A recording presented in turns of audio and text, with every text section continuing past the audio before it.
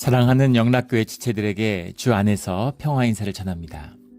오늘은 2023년 8월 8일 화요일입니다. 오늘의 묵상 본문은 민수기 1장 1절로 54절까지의 말씀입니다. 오늘 본문 말씀 민수기 1장 1절부터의 말씀은 이렇게 시작합니다. 이스라엘 자손이 애굽 땅에서 나온 후 둘째 해 둘째 달 첫째 날에 여호와께서 시내 광야 회막에서 모세에게 말씀하여 이르시되, 출애굽을 한 다음에 이제 1년이 지난 시점입니다. 이스라엘 자손이 애굽 땅에서 나온 후 둘째 해 둘째 달이라고 하는 것은 태양력으로 하면 4월 중순부터 5월 중순에 걸쳐 있는 날이죠. 그 한 달 전 1년이 된 첫째 달에는 성막이 완성되었습니다. 성막이 완성되고 그리고 이제 새로운 출발을 하기 위한 광야의 행진을 하기 위한 이제 그 출발선상에 서 있는 거죠. 주님이 여호와께서 광야 회막에서 모세에게 말씀하여 이르시되, 지금 주님이 새로운 출애굽을 위해서 나왔는데 주님께서 1년 동안 시내산 앞에서 머물게 하시는 거예요. 갈 길이 먼데 빨리 팔레스타인에 가야 되는데 가나안의 복지 땅을 빨리 얻고 싶은 그런 마음들이 있었겠죠. 근데 가나안의 복지의 땅을 주님이 왜 주시지 못하겠어요? 10가지 재앙으로 그 당시에 절대적인 초강대국이었던 애굽을 치시는 주님의 능력이 함께하고 있는데, 홍해의 바다를 가르는 주님의 능력이 함께하고 있는데 왜 가나안 땅을 주시지 못하겠습니까? 그런데 그냥 준다고 내 것이 되는 것이 아니죠. 그것을 받는다고 내가 누리며 살아갈 수 있는 것이 아닌 겁니다. 그걸 누릴 수 있는, 그것을 차지하고 다스릴 수 있는 그 권세를 준비하는, 그냥 팔레스타인에 들어가면 이방에 휩쓸려가지고 정체성을 잃어버리고 이스라엘이 형해화되고 말겠죠. 거기다가 애굽에서 430년간 노예 생활을 했습니다. 그 때를 벗어버리고 그런 책임의식이 있는, 자원하는 심령을 가진, 믿음으로 주님과 함께하는 그런 믿음의 장성한 분량으로 자라나는 주님의 부름받은 이스라엘로 구별되는 시간, 그 시간이 광야의 시간이다라는 거죠. 그래서 그것을 시작하는 그 시작점에 이제 서 있는 겁니다. 여호와께서 시내 광야 회막에서 모세에게 말씀하여 이르시되, 광야라고 하는 게 이제 미드바르라고 하는 말인데, 이 광야라고 하는 것을 우리들만큼 잘 이해할 수 있는 사람은 없을 것 같아요. 우리 캘리포니아에 사는 우리 이민자들, 광야가 뭔지 너무나 잘 알고 있죠. 이 지중해성 기후, 지중해 바다에 붙어있는 팔레스타인의 지형과 우리 캘리포니아와 태평양 연안에 닿은 똑같은 지중해성 기후고, 그런 지질 구조도 아주 흡사하죠. 그래서 광야의 느낌, 아주 사막도 아니고 광야라고 해서 웨이스트랜드라고 하니까 영어로 하면, 근데 아주 사막은 아니죠. 그렇다고 무슨 초원도 아닙니다. 약간 초원도 같기도 하고 스텝 같기도 하고, 여름에 가면 좀 아주 삭막하기가 이를 데 없지만 또 겨울에 가면 확 피어나고 푸르름이 이루 말할 수 없는 이제 그런 곳이죠. 와디가 흐르고, 이 와디, 팔레스타인에는 그 와디를 우리 캘리포니아에 사는 사람들 이해하잖아요. 저희 동네에 있는 그 살리나스 강, 존 스타인백의 에덴의 동쪽에 살리나스 강에 대한 이야기들이 많이 나오죠. 여기서 이제 존 스타인백이 자랐으니까 미국 역사상 처음으로 미국에 노벨 문학상을 안겨준 작품이죠. 처음 이 동네에 왔을 때 살리나스 강이 어떤 강인가 궁금했어요. 우리 블랑코 로드를 타서 가다 보면 살리나스 강을 지나가죠. 68번 도로를 타도 이제 살리나스 강을 지나가는데 처음에 살리나스 강을 보고 깜짝 놀랐습니다. 어떻게 이렇게 이게 무슨 강인가, 시계천도 이런 개천이 없죠. 곧 말라버리지 않을까 싶을 정도로 그냥 졸졸졸졸 물이 흐르는 그런 강이에요.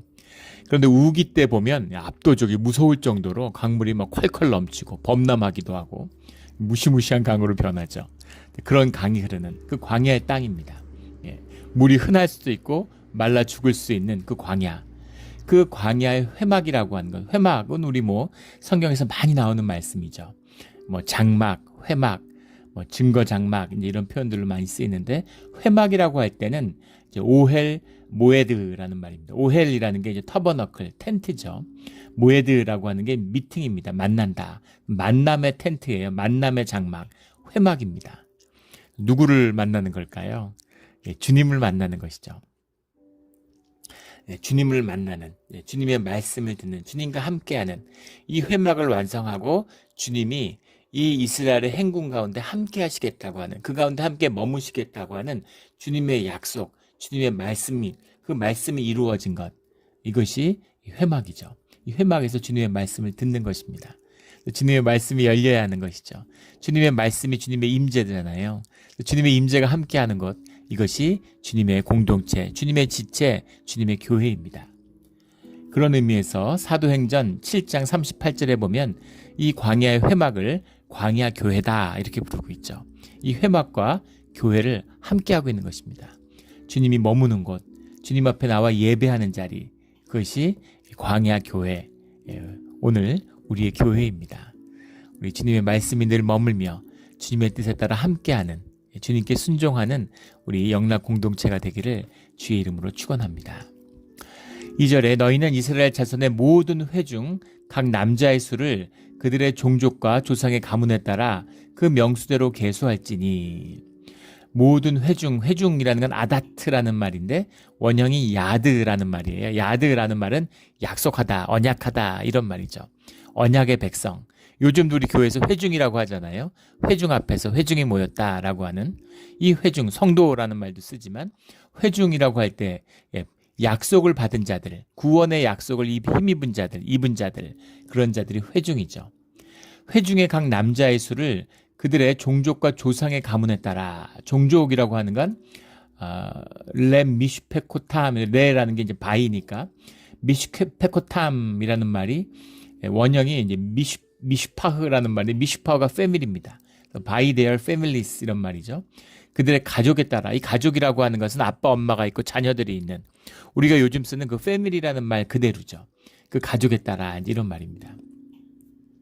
그리고 조상의 가문에 따라 이렇게 해석을 했는데 러 베트 아보탐이란 말이에요. 러가 바이고 베트라는 게 하우스죠. 아보탐이라는 게 이제 fathers 이런 말입니다.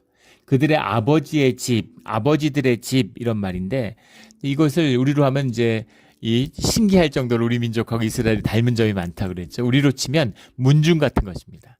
이 문중 같은 건 세상에 참 어디에도 없는 거예요. 이스라엘에도 있고 우리 이제 대한민국에도 있죠. 한민족에게도 참 신기합니다. 이 뭐냐면 지파라고 하는 것은 우리의 이제 무슨 내가 이제 조씨다, 풍양조씨다 이런 의미와 같은 것입니다. 근데 풍양조씨 안에 뭐 남원공파도 있고 호국공파도 있고 뭐 이런 파들이 있죠. 근데 그것이 바로 여기 나오는 베트 아보탐이라는 말입니다. 문중의 종파의 무슨 그런 것이죠.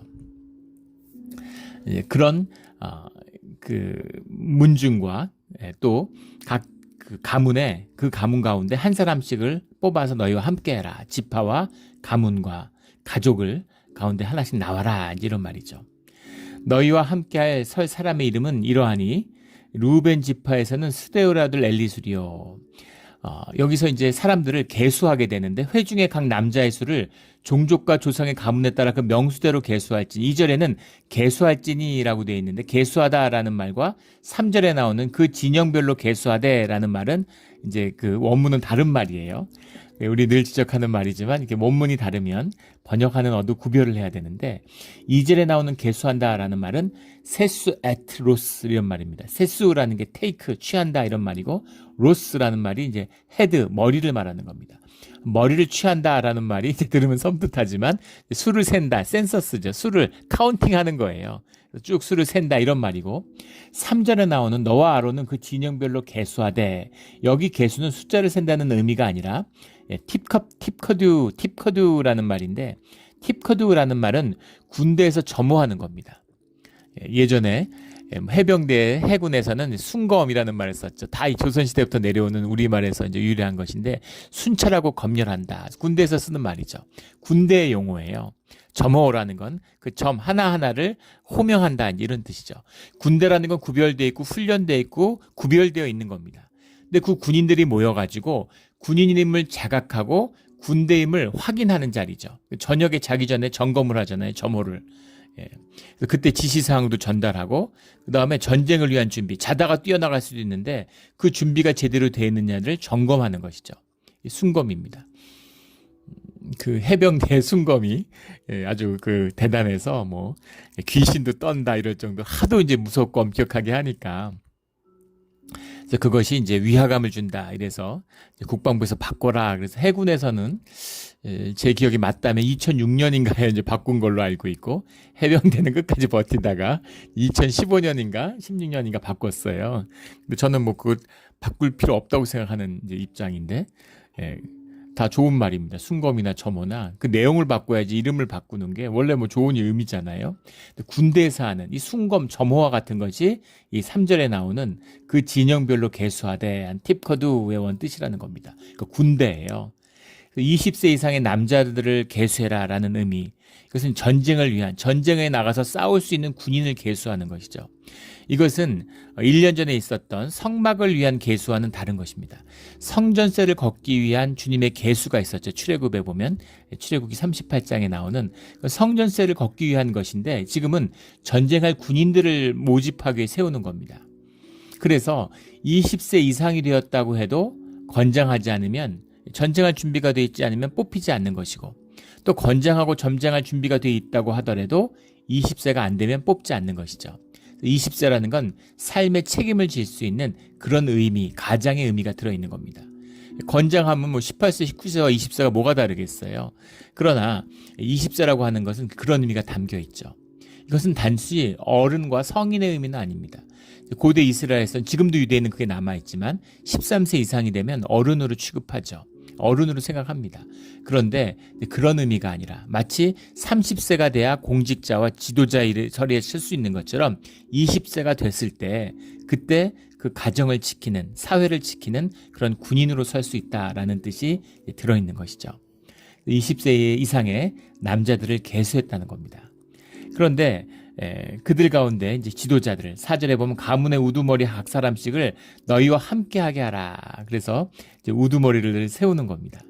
근데 가문의 우두머리를 세우는데, 그 우두머리라는 말이 이제 로쉬라는 말이에요. 다른 데선 족장이라고 해석했는데 여기서 우두머리라고 해석을 했습니다. 장로의 대표예요. 각 가문에 장로들이 있죠. 공동체 가운데 장로들이 있는데 그 장로들을 대표할 사람을 하나씩 대표자들을 내보내라라는 겁니다. 근데 여기서 대표자를 내보낼 때는 개수할 때하고는 다르죠. 개수할 때 명단과는 다르다는 걸 알 수 있습니다. 성전세 세금을 거둘 때는 서건 뭐 이제 금전적으로 밝고 숫자에 밝은 사람들이 나오겠죠. 그런데 지금은 전쟁의 지도자들을 뽑는 거잖아요. 그러니까 강건하고 의지가 강하고 책임감이 강하고 무엇보다도 이제 고대 전쟁이잖아요. 싸움을 잘해야 되겠죠. 자기 자신은 지킬 수 있는, 병사들 이끌어가서 앞에서 싸울 수 있는 그런 지도력과 전쟁을 이끌 수 있는 그런 지휘관으로서의 전투력이 있어야 되겠죠. 그러니까 그런 것이 중심이 돼서 사람들을 뽑았다는 겁니다. 5절에 너희와 함께 설 사람들의 이름은 이러하니, 함께 서다라고 했는데 이 서다라는 의미가 아주 좋습니다. 얌두라는 말인데, 얌두라는 말은 종이 주인 옆에 서서 식사할 때 종이 주인 옆에서 뭘 심부름시켜요. 물 좀 떠다 줘. 여기 반찬 좀 더 갖고 와. 뭘 이제 시킬지 모르니까 옆에서 대기하고 있는 거죠. 그 대기에서 서 있는 모습이 야함두라고 그래요.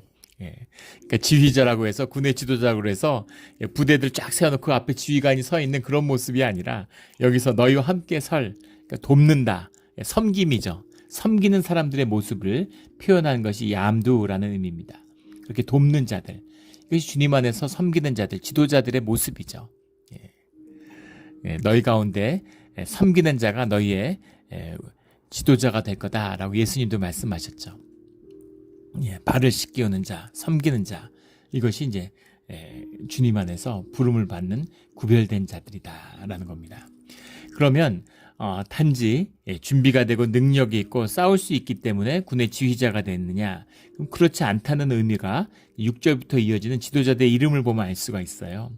5절에 보면 루벤 지파에서는 수데울의 아들 엘리수리오 이렇게 되어 있습니다. 엘리수울이라는 말은 엘리추루라는 말인데, 엘이라는 것이 하나님이죠. 추루라는 것이 이제 락입니다. 돌입니다. 주님의 반석 이런 말이죠. 엘리술.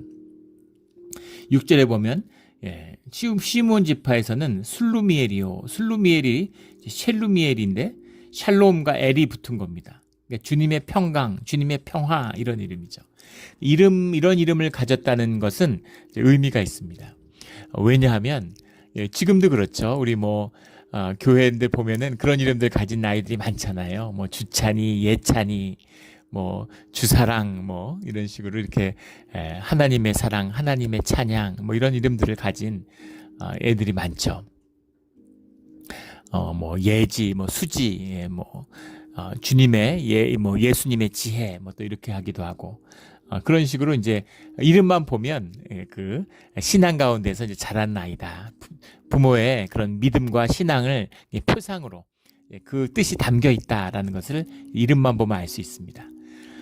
그래서 자녀 이름을 주님의 반석이다, 하나님의 반석이다, 하나님의 평강이다 이렇게 정하는 믿음의 가정에서 자란 아이라는 걸 알 수 있죠.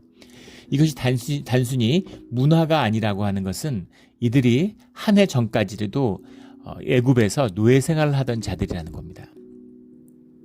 애굽에서 430년 동안 노예 생활을 했는데 애굽은 문화적으로나 경제적으로나 압도적인 그 시대의 초강대국이었어요. 지금 미국하고 비교가 되지 않는 절대적인 강국이었습니다. 압도적인 문화의 강국이었죠. 그런데 그런 데서 자라가면서 우상 숭배와 이방 신앙에 젖어들지 않고 이스라엘의 정체성을 지킨 자들이다라는 겁니다. 이스라엘의 정체성이 뭐예요? 야훼의 신앙이죠. 주님을 향한 믿음입니다. 근데 그 믿음을 지키고 살아가는 게 노예된 민족이 주인의 민족의 주인의 문화에 흡수되지 않겠어요? 그런데 흡수되지 않고 살아간다는 것이 쉬운 일이겠습니까? 그게 쉬운 일이겠어요? 우리 미국에 사는 한국인으로 왔는데 한국인의 정체성을 지키며 살아간다는 게 쉬운 일입니까? 이민자로서 어렵죠. 2세들, 3세들 생각해 보세요. 한국인의 정체성을 지킨다는 게 얼마나 쉽지 않습니까? 어려운 일이죠. 한국인의 정체성을 지킨다는 것은 무엇을 의미하는 것입니까? 단순히 뭐 한국 민족이 뛰어나서 한국 민족이 뭐 남달라서 뛰어나고 남다를 게 뭐가 있겠어요?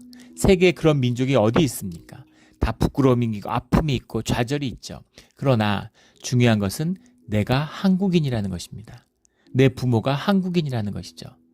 그래서 우리 심리학에 그런 말이 있죠. 나의 모든 조상들이 내 등 뒤에 서 있다고.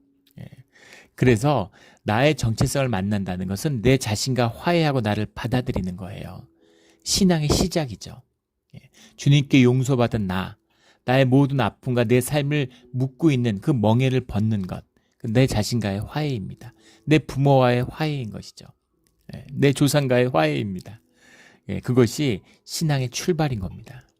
그래서 그 정체성을 가진다는 것, 그것은 귀한 거죠. 한국인임을 부끄러워하고 한국인이기 때문에 한국말을 잘해야 된다는 뜻은 아니에요. 유대인이라고 유대인을 뭐 히브리어를 잘합니까? 그렇지 않죠. 그러나 그들이 히브리어를 얼마나 귀하게 여기고 그것을 소중하게 여기는가 하는 걸 보면 우리가 배워야 할 점이 있습니다. 그것이 내 자신 가운데 나의 잠재력과 내 생명의 능력과 주님 안에서의 초월적인 힘이 나오는 그 문을 여는 것이 시작입니다. 한국인인 걸 부끄러워하고 그런 백인들이 바나나라고 이제 경멸하잖아요. 겉은 하얗지만 안은 노랗다고. 겉은 노랗지만 안은 하얗다고죠. 동양인이지만 사실은 백인이다. 이런 식으로 경멸의 의미죠. 2등 시민으로 자기 스스로를 받아들이는데 어떻게 그 안에서 초월적인 새로운 생명의 능력이 살아날 수 있겠습니까? 2등 시민이 돼버리고 마는 것이죠.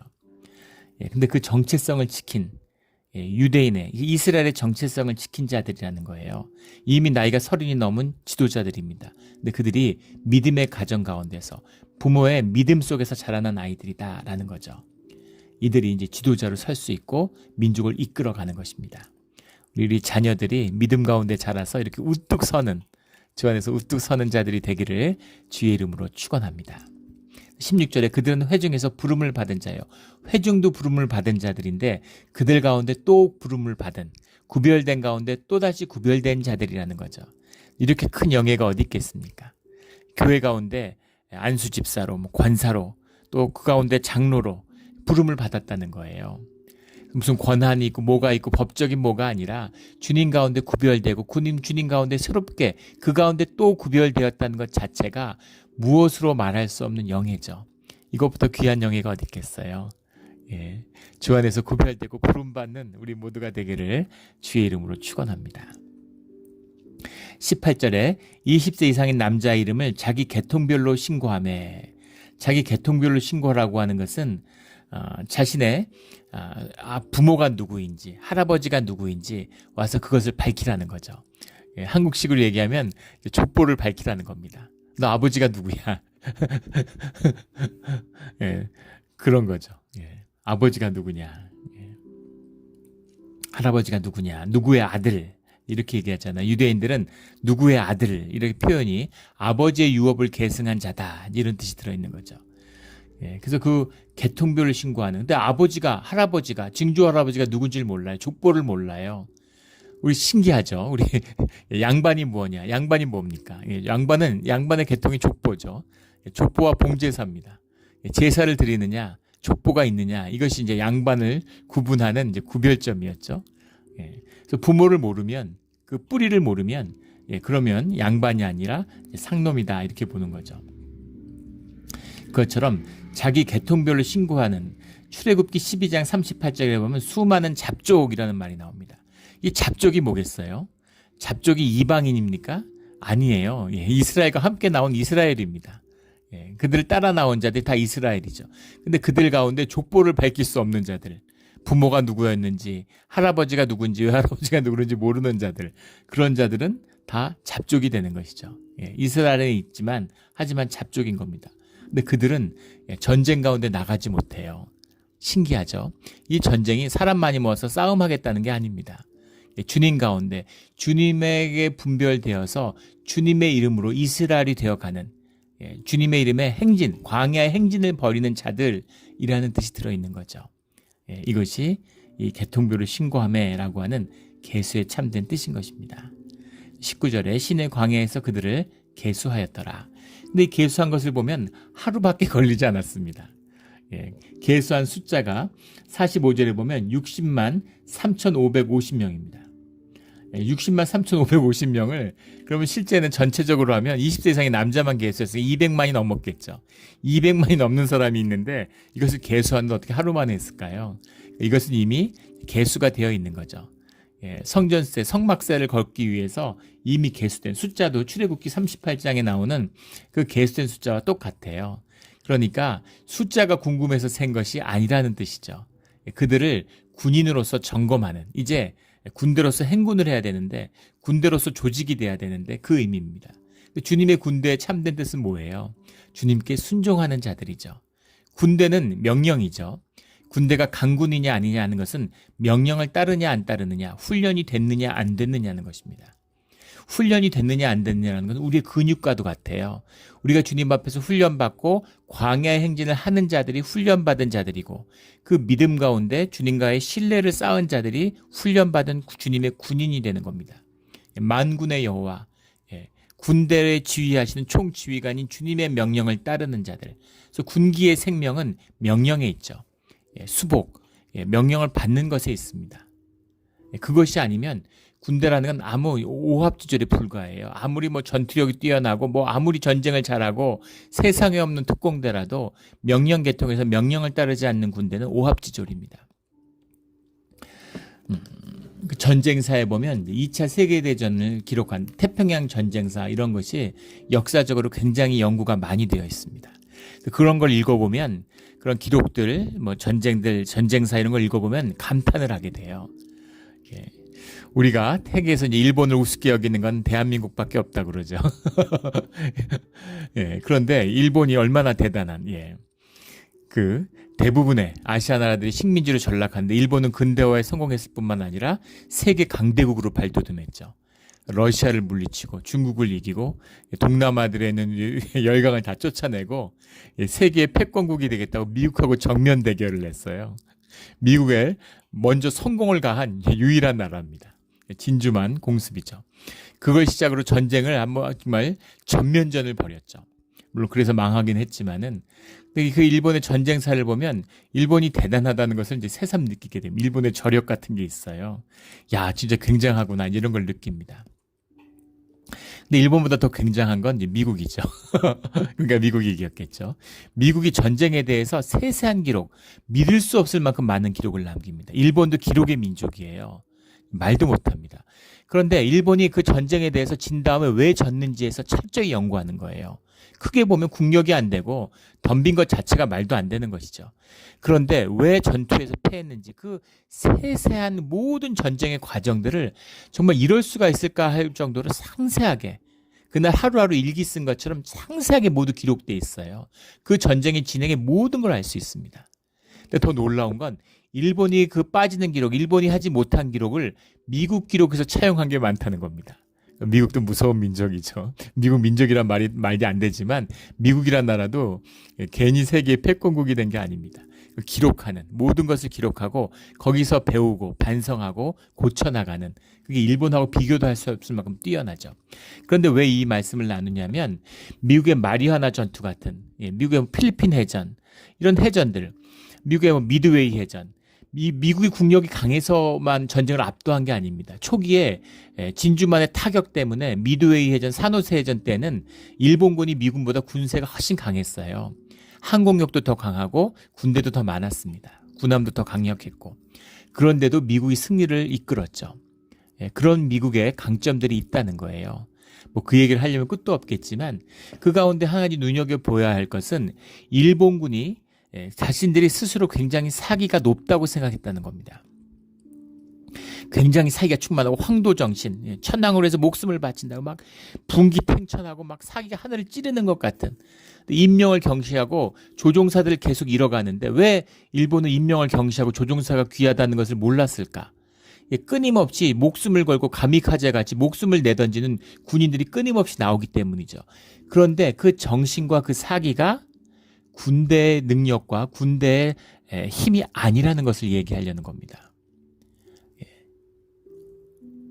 그 마리아나 해전이나 필리핀 해전 이런 데서 왜 일본이 그렇게 무기력하게 패했을까? 전투기들이 서로 전투기를 하는데 2차 대전만 하더라도 화력이 딸리니까 수십 대의 전투기, 수백 대의 전투기들이 전열을 이뤄서 대형을 이루어가지고 서로 마주보면서 사격을 하고 가는 겁니다. 사격을 하고 가는데 앞에 있는 전열보병이라고 그러죠. 19세기 중반을 넘기 전까지는 역사상 로마 시대 때부터 중요한 것은 전열을 유지하는 겁니다. 쭉 일렬로 서서 활을 쏘던 창을 던지던 총을 쏘던 화력이 발달하지 않았기 때문에 쭉 전열을 이뤄서 함께 발포해야 되는 거죠. 그리고 같이 행보를 맞춰가지고 분열이라고 그러죠. 분열을 해가지고 적군에게 진군해 나가는 거예요. 그 전열이 무너지면 지는 겁니다. 근데 앞에서 총 쏘고 활 날라오는데 전열을 유지하는 게 쉽겠어요? 그걸 유지하는 게 군대예요. 그걸 유지할 수 있는 힘이 점호고 그걸 유지할 수 있는 게 분열의 힘입니다.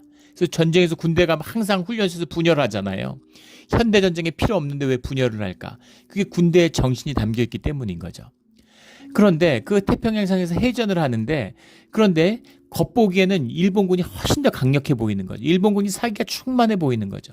그런데 문제는 뭐냐면 비행기를 타고 날아오는데 전투를 해본 적이 없는 거예요. 훈련이 안 된 겁니다. 이제 갓 왔어요.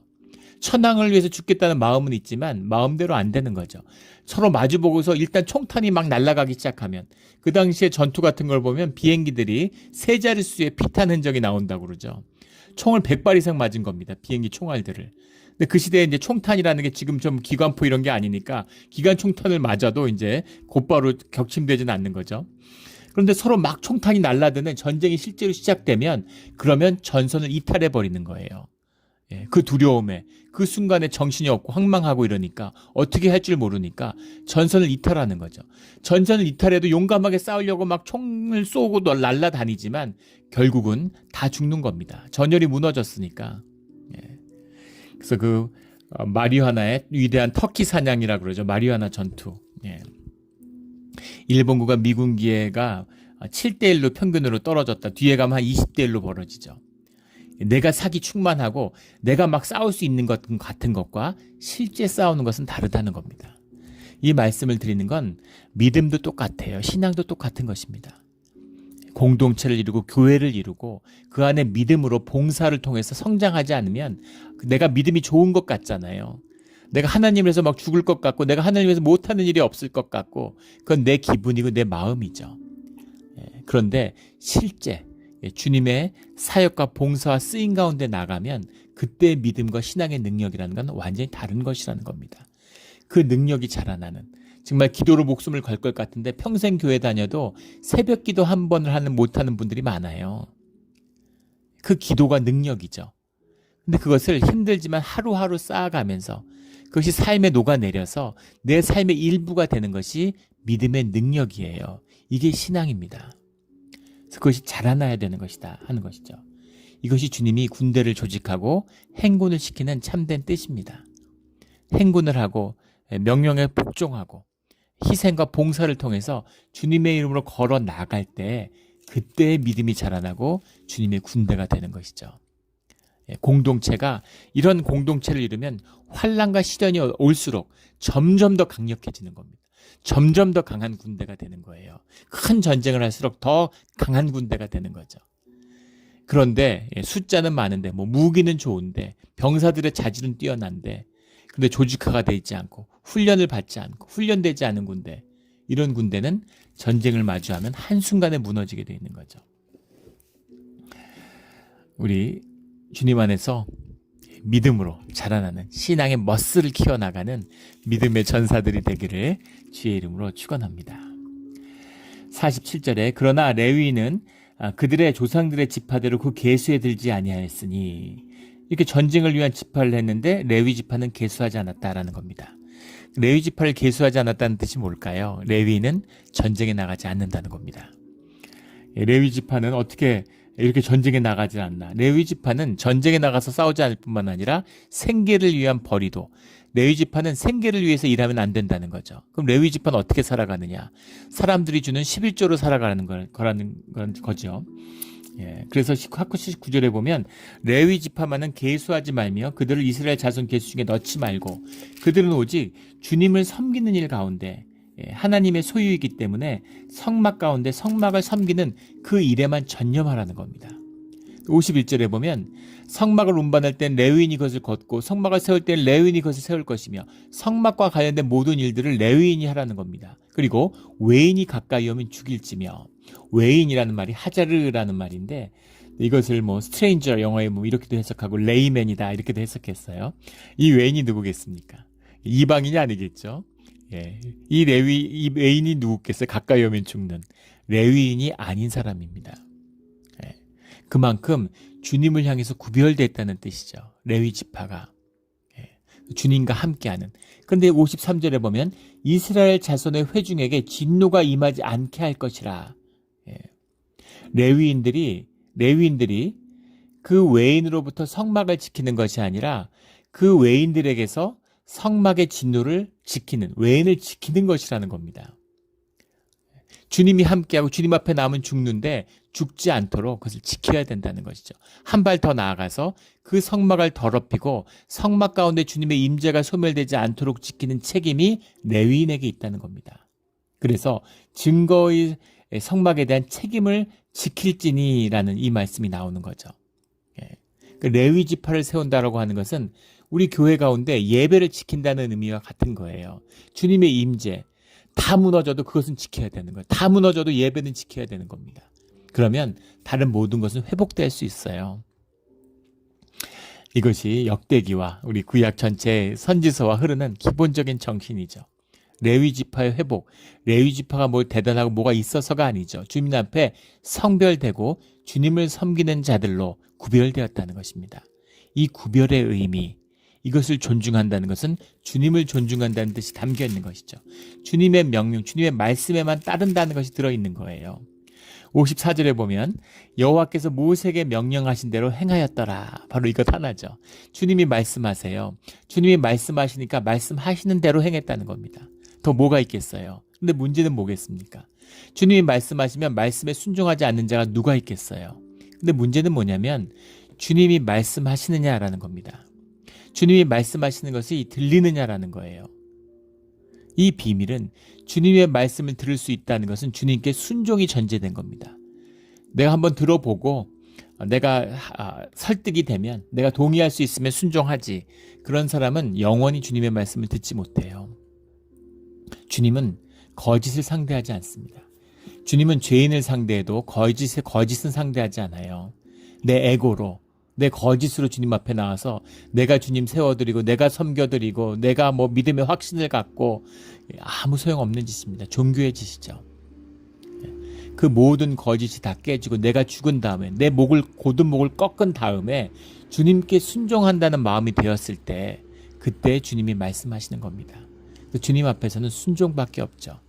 그 주님의 말씀이 함께 한다면 주님의 말씀의 순종에 따라서 우리의 믿음을 키워가는 그런 우리의 신앙의 길에 대한 우리의 헌신이 전제되어 있다면 그러면 주님의 말씀이 우리와 함께 하는 것이죠. 이것이 예배와 공동체 회중의 비밀입니다. 이 말씀의 비밀을, 믿음의 비밀을 지켜나가는 우리 영락 공동체와 우리의 믿음이 되기를 주의 이름으로 축원합니다. 아멘. 기도드리겠습니다. 하나님 아버지 감사합니다. 우리가 기쁨과 심령의 안식을 위해서 믿음을 얻은 것이 아니라 주님께 쓰임받는 주님의 목적으로 부르심을 받은 자들임을 다시 한번 기억하게 해주시는 것에 감사드립니다. 주님이 귀한 재능을 주셨사오니 귀하게 들어 써주시고 또 우리 가운데 믿음으로 자라는 우리 자녀들은 2세대의 믿음은 우리 1세대의 믿음과는 또 다른 주님 안에서 피어나는 열매를 보게 하여 주시옵소서. 매일매일 믿음으로 살아갈 때 우리의 신앙의 머슬이 근육이 자라나서 우리가 오늘 감당할 수 없는 일을 내일은 감당할 수 있는 그런 살아있는 생명이 되게 하여 주시옵소서. 살아있는 주님의 말씀을 만남으로 죽은 종교, 죽은 말이 아니라 죽은 설교가 아니라 살아계신 주님의 말씀으로 움직이는 믿음의 사람들이 되게 하여 주시옵소서. 감사하며 예수 그리스도의 이름으로 기도드렸습니다. 아멘.